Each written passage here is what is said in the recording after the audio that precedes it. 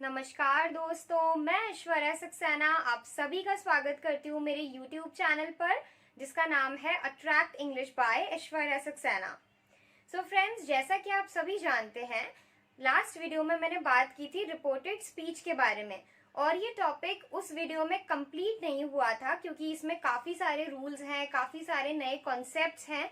तो इसीलिए मैंने आपसे कहा था कि इस टॉपिक के लिए मैं एक और वीडियो अपलोड करूंगी जो कि उस वीडियो का सेकंड पार्ट होगा। तो आज इस वीडियो में हम वही डिस्कस करने जा रहे हैं। हालांकि उस वीडियो के बाद एक बार मैंने लाइव स्ट्रीमिंग भी की है फ्रेंडशिप डे पर, तो उसकी रिकॉर्डिंग भी आप चैनल पे देख सकते हैं, लेकिन उससे पहले जो लास्ट वीडियो था वो इसी टॉपिक से रिलेटेड था। उस वीडियो में मैंने रिपोर्टेड स्पीच के जो डेफिनेशन है, बेसिक कॉन्सेप्ट्स हैं, कुछ एग्जाम्पल्स भी शेयर किए थे। तो वो सब चीजें हम एक बार जल्दी से पहले रिवाइज कर लेते हैं जिससे कि आपको वो सब चीजें एक बार याद आ जाए। इसके अलावा जिन लोगों ने वो वीडियो नहीं देखा है तो इस वीडियो के डिस्क्रिप्शन में मैं उस वीडियो का भी लिंक शेयर कर रही हूँ जिससे कि वहां पर जो रूल्स हैं वो भी आप देख लें और यहाँ आज जो नए रूल्स हम डिस्कस करेंगे वो भी आप अच्छे से समझ लें। शुरुआत करते हैं डेफिनेशन के साथ। Reported speech is used to repeat a statement that was said previously. Reported speech है क्या? जब भी कोई व्यक्ति किसी वाक्य को बोलता है तो आगे भविष्य में जब हम उसकी कही हुई बात को दोहराते हैं अपने शब्दों में तो उसे हम कहते हैं रिपोर्टेड स्पीच। इसको एक एग्जाम्पल, एक उदाहरण के जरिए हम समझने की कोशिश करते हैं। Rohit said I am going to play. Rohit ने कहा मैं खेलने जा रहा हूँ। तो ये हमने रोहित सेड के बाद एक कॉमा है और उसके बाद हमने ये जो सेंटेंस है इसको डबल इन्वर्टेड कॉमास में लिखा है। जब भी कोई चीज डबल इन्वर्टेड कॉमास में लिखी जाती है मतलब के दूसरे व्यक्ति के जो कहे हुए शब्द थे वो बिल्कुल बिना किसी बदलाव के हम वैसे के वैसे लिखते हैं।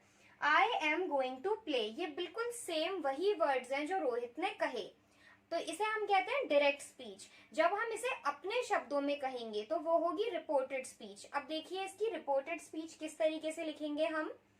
Rohit said that he was going to play, ये है इसका रिपोर्टेड स्पीच। रोहित ने कहा था कि वो खेलने जा रहा था। ठीक है, अब हम बात करते हैं कुछ रूल्स की जो कि इसमें फॉलो हुए, इस कन्वर्जन में फॉलो हुए जो कि हमने किया डायरेक्ट से रिपोर्टेड स्पीच में आने के लिए। That conjunction is used to convert direct speech to reported speech. That conjunction, conjunctions मतलब वो शब्द जो कि दो वाक्यों को या दो अलग शब्दों को जोड़ने के लिए हम काम में लेते हैं। तो दैट जो शब्द है वो भी एक कंजंक्शन है और जब हम डायरेक्ट से रिपोर्टेड स्पीच में जाते हैं तो दैट कंजंक्शन का हम यूज करते हैं। जैसे यहाँ पे रोहित सेड के बाद कॉमा था और फिर जो रोहित ने कहा वो हमने डबल इन्वर्टेड कॉमास में लिखा। पर यहाँ पे रोहित सेड दैट, रोहित ने कहा कि, और उसके बाद हमने अपने शब्दों में उसके वाक्य को लिखा। तो इस तरीके से हमें दैट की जरूरत पड़ती है डायरेक्ट से रिपोर्टेड स्पीच में जाने के लिए। दूसरा रूल है the form of verb is change to past tense while converting into reported speech. इसका मतलब जो वाक्य, जैसे अगर आप इस एग्जाम्पल को देखेंगे तो रोहित ने क्या कहा, I am going to play, मैं खेलने जा रहा हूं, ये प्रेजेंट टेंस में है। और Rohit said that he was going to play, तो he was going to play ये पास्ट टेंस में है। तो यही इस रूल में समझाया गया है कि डायरेक्ट स्पीच में जो भी फॉर्म हो टेंस की, पर जब आप उसे रिपोर्टेड में कन्वर्ट करेंगे तो सेंटेंस का जो टेंस है, जो काल है, वो पास्ट यानी कि भूतकाल में बदलेगा। तो ये दो बेसिक रूल्स हैं जो कि हमने लास्ट वीडियो में भी कवर किए थे और अब हम कुछ नए रूल्स देखते हैं। सबसे पहले हम बात करते हैं क्वेश्चंस के बारे में। क्वेश्चंस को हम इंग्लिश में इंटेरोगेटिव सेंटेंसेस के नाम से भी जानते हैं। तो यहाँ पे हम बात करेंगे कि मान लीजिए किसी व्यक्ति ने आपसे कोई क्वेश्चन पूछा, कोई प्रश्न पूछा, अब आप उसे रिपोर्टेड स्पीच में कैसे कन्वर्ट करेंगे। तो उसके लिए पहले हम कुछ रूल्स देखेंगे और फिर उन रूल्स की हेल्प से हम कुछ एग्जाम्पल्स को और बेहतर समझेंगे। पहले, while writing a question in reported speech, we use ours asked or interrogated instead of that। तो पिछले स्लाइड में मैंने आपको बताया था कि जब भी हम किसी सेंटेंस को कन्वर्ट कर रहे हैं रिपोर्टेड स्पीच में, तो वहां पे हमें दैट कंजंक्शन को यूज में लेना है। लेकिन वहां पे हम कुछ ना कुछ बता रहे थे, ठीक है, वो नॉर्मल सेंटेंसेस थे, लेकिन ये क्वेश्चंस हैं। यहाँ पे व्यक्ति कुछ बता नहीं रहा है, वो आपसे कुछ पूछ रहा है, तो इसलिए दैट मतलब कि, उसने मुझसे कहा कि, यहाँ पे कहा नहीं, उसने मुझसे पूछा कि, तो इसलिए दैट की जगह पे हम आस्क्ड या फिर इंटेरोगेटेड को यूज में लेते हैं। इसके अलावा इफ और वेदर को भी हम यूज में लेते हैं। तो अब हम देखेंगे कि इन सेंटेंसेस में जो क्वेश्चंस हैं, जो क्वेश्चंस वाले सेंटेंसेस हैं, उनमें हम दैट की जगह आस्क्ड, इंटेरोगेटेड, इफ और वेदर को किस तरीके से यूज में ले सकते हैं। Examples, Riya Where do you live? मतलब कि रिया ने पूछा Where do you live? अब हम इसे अपने शब्दों में कैसे बताएंगे? रिया asked me where I lived. रिया ने मुझसे पूछा कि मैं कहाँ रहती थी। रिया said that, पहले हम said that, उसने कहा कि, लेकिन अभी वो कुछ कह नहीं रही है, वो बता नहीं रही है, वो पूछ रही है, तो asked me where I lived। इसी तरीके से एक और एग्जाम्पल देखते हैं। देव, डिड राम प्ले टेनिस? क्या राम ने टेनिस खेला? ये किसने पूछा है? देव ने। अब हम इसे कैसे बताएंगे रिपोर्टेड स्पीच में? देव interrogated if Ram play tennis. Dev ने पूछा, इंटेरोगेटेड और आज दोनों एक ही बात है। देव ने पूछा अगर राम ने टेनिस खेला था, क्या राम ने टेनिस खेला था? तो इस तरीके से आप इफ को यूज कर सकते हैं। इफ की जगह वेदर को भी हम यूज में ले सकते हैं। यहाँ देखते हैं किस तरह से हम करेंगे वो। Dev asked whether Ram played tennis. Dev ने पूछा क्या राम ने टेनिस खेला था। तो ये सिर्फ एक अंदाज है, ये एक तरीका है बातों को कहने का। इफ ही प्लेड, कि अगर वो आया था, वेदर ही केम, क्या वो आया था, लेकिन इन सब बातों का मतलब एक ही है। तो आई होप आपको अब क्लियर है कि हम क्वेश्चंस को रिपोर्टेड स्पीच में किस तरीके से लिखेंगे। अब हम चलते हैं हमारे अगले रूल की तरफ। अब हम बात करेंगे कुछ ऐसे सेंटेंसेस को रिपोर्टेड स्पीच में लिखने के बारे में जो कि या तो किसी से कोई रिक्वेस्ट करने के या फिर किसी को कोई ऑर्डर देने के लिए कहे जाते हैं। तो सबसे पहले हम एक रूल देखते हैं। To write ordering or requesting sentences in reported speech, we use told or requested or ordered instead of that। मतलब कि जब भी कोई सेंटेंस का जो टोन है वो रिक्वेस्ट करने जैसा है या फिर किसी को ऑर्डर देने जैसा है, तो वहां पे आप दैट कंजंक्शन यूज नहीं करेंगे, उसकी जगह आप यूज करेंगे टोल्ड या फिर रिक्वेस्टेड या फिर ऑर्डर्ड। और कुछ केसेस में हम आस्क्ड भी यूज कर सकते हैं, जैसे कि हमने क्वेश्चंस के फॉर्म में किया था। मान लीजिए अगर आपसे कोई रिक्वेस्टिंग टोन में कुछ पूछ रहा है, जैसे कि क्या आप मुझे एक ग्लास पानी पिला देंगे, तो ये एक सवाल है, लेकिन आप देखें तो ये एक रिक्वेस्ट भी है। तो ऐसे केसेस में आप आस्क्ड को यूज में ले सकते हैं। अब हम कुछ एग्जाम्पल्स के जरिए इन रूल्स को बेहतर समझने की कोशिश करते हैं। Dad, attend your classes timely. इसका मतलब मेरे डैड ने मुझसे कहा attend your classes timely.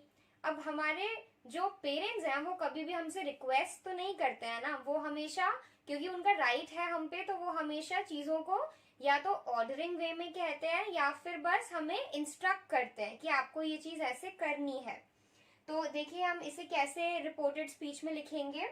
Dad told me या फिर ऑर्डर्ड मी या फिर asked me to attend classes timely. इन तीनों में से कोई भी एक आप यूज कर सकते हैं, बट रिक्वेस्टेड नहीं, because it's about my father. क्योंकि आपके फादर आपसे कह रहे हैं तो रिक्वेस्ट वर्ड आप यूज नहीं करेंगे।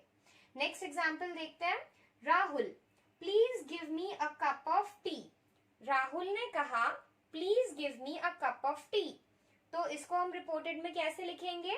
Rahul requested me to give him a cup of tea. यहाँ पे राहुल कोई थर्ड पर्सन है और प्लीज वर्ड का उसने यूज किया है, इसका मतलब ये क्लियरली एक रिक्वेस्ट है। तो हम कह सकते हैं राहुल रिक्वेस्टेड मी, राहुल ने मुझसे रिक्वेस्ट किया कि मैं उसे 1 कप चाय दूं। तो इस तरीके से जब भी कोई सेंटेंस का जो टोन है वो ऑर्डर देने वाला या रिक्वेस्ट करने वाला हो, तो इस तरीके से आप उसे रिपोर्टेड स्पीच में कन्वर्ट कर सकते हैं। अब हम बात करते हैं कुछ एक्सेप्शनल केसेस के बारे में। एक्सेप्शनल केसेस मतलब जो भी रूल्स अभी तक हम फॉलो करते आए हैं, कुछ ऐसे केसेस हैं जिनमें हम वो रूल्स फॉलो नहीं करते। जैसे कि एक बहुत ही महत्वपूर्ण रूल ये है कि जब भी आप किसी सेंटेंस को डायरेक्ट स्पीच से रिपोर्टेड स्पीच में चेंज करेंगे तो वहां पे वर्ब जो है उसकी हमेशा पास्ट फॉर्म यूज होगी। रिपोर्टेड स्पीच में वर्ब का जो फॉर्म है वो हमेशा पास्ट फॉर्म में कन्वर्ट होता है। लेकिन कुछ ऐसे एक्सेप्शनल केसेस हैं जिस केस में हम ये रूल को फॉलो नहीं करते। देखते हैं कौन से ऐसे रूल्स हैं। First, verb does not change in case of facts. Facts मतलब जो कि यूनिवर्सली अपनाई गई बातें हैं, जो कि बिल्कुल सच है, आज भी, कल भी था और हमेशा रहेगा। तो ऐसे केसेस में हम पास्ट टेंस यूज नहीं कर सकते। Example, Diya said earth revolves around the sun. Diya ने कहा पृथ्वी सूर्य के चक्कर काटती है या उसके अराउंड रिवॉल्व करती है। तो इसका रिपोर्टेड फॉर्म होगा Diya said that earth revolves around the sun. अब यहाँ पे जो रिवॉल्व्स है उसमें कोई भी चेंज नहीं आया है। हम रिवॉल्व्ड नहीं लिख सकते यहाँ पे क्योंकि ये पास नहीं है। पृथ्वी अभी भी सूर्य के चक्कर लगाती है और हमेशा लगाती रहेगी। Next, some verbs like could, would, used to, might, should, etc. do not change. ये helping verbs हैं, जैसे कि should, would, might, had, better। ये सब जो examples हैं ये helping verbs के हैं और ये helping verbs change नहीं होते जब भी हम किसी sentence को direct से reported speech में convert करते हैं। Examples देखते हैं। John said it might rain today. John ने कहा आज बारिश हो सकती है। John said that it might rain that day. यहाँ पे सिर्फ एक चेंज है कि टुडे को हमने that day में कन्वर्ट किया। ये जो इससे पिछली वाली वीडियो थी, पार्ट 1 जो था, उसमें मैंने ये सारे रूल्स कवर किए हैं। टुडे, येस्टरडे, टुमारो, ये सब चीजें आप किस तरीके से चेंज करेंगे तो इन रूल्स को आप वहां पे देख सकते हैं। फिलहाल के लिए हम बात कर रहे हैं माइट के बारे में क्योंकि ये हेल्पिंग वर्ब है, तो इसमें किसी भी तरीके का कोई भी चेंज नहीं है। नेक्स्ट रूल है टाइम क्लॉज रिमेन सेम। किसी भी घटना के होने के जब हम टाइम क्लॉज यानी एक समय बता रहे हैं, समय मतलब यहाँ पे अब ऐसे टुडे भी समय ही था जिसको हमने दैट डे किया, लेकिन यहाँ पे एक स्पेसिफिक पॉइंट की बात हो रही है कि ये घटना उस वक्त हुई थी, तो उसको आप चेंज नहीं कर सकते। Example, he said Tia failed while she was in school. उसने कहा टिया जब स्कूल में थी तब फेल हुई थी। इसका रिपोर्टेड फॉर्म क्या होगा? He said that Tia failed while he was in school. तो कोई भी चेंज नहीं है। While she was in school ये है यहाँ पे टाइम क्लॉज, ये बिल्कुल while she was in school बिल्कुल एज इट इज हमने यूज में लिया क्योंकि इस समय में हम कोई भी बदलाव नहीं कर सकते। तो ये 1, 2, 3 केसेस हमने देखे। इसके अलावा एक केस और होता है कि अगर आपका जो डायरेक्ट स्पीच है उसमें ऑलरेडी वर्ब का फॉर्म पास्ट टेंस में है, वो मैंने यहाँ लिखा नहीं है, लेकिन आप समझ सकते हैं कि अगर पहले से ही वर्ब जो है वो पास्ट टेंस में है तो आप उसमें और क्या चेंज करेंगे, फिर उसमें हम और कोई चेंज नहीं कर सकते, तो वो भी बिल्कुल एज इट इज यूज होगा। तो रिपोर्टेड स्पीच के बारे में मुझे यही जानकारी आपको देनी थी। आई विश के आपको अच्छे से सब कुछ समझ आया होगा, और अगर फिर भी कोई डाउट है, कोई भी आपको क्वेश्चन पूछना है तो आप कमेंट सेक्शन में लिख सकते हैं। उसके अलावा अगर आपको कोई सजेशन देना है इम्प्रूवमेंट के लिए तो वो भी आप हमारी कमेंट बॉक्स में लिख सकते हैं। Thank you so much for watching the video. Thank you so much for your emails, जो भी आप ईमेल्स लिखते हैं, जो आप इंस्टाग्राम पे मैसेजेस करते हैं, जो आपके कमेंट्स आते रहते हैं। Thank you so much and thank you for watching the video. Channel को शेयर करना, वीडियो को लाइक करना और सब्सक्राइब करना ना भूलें। Thank you.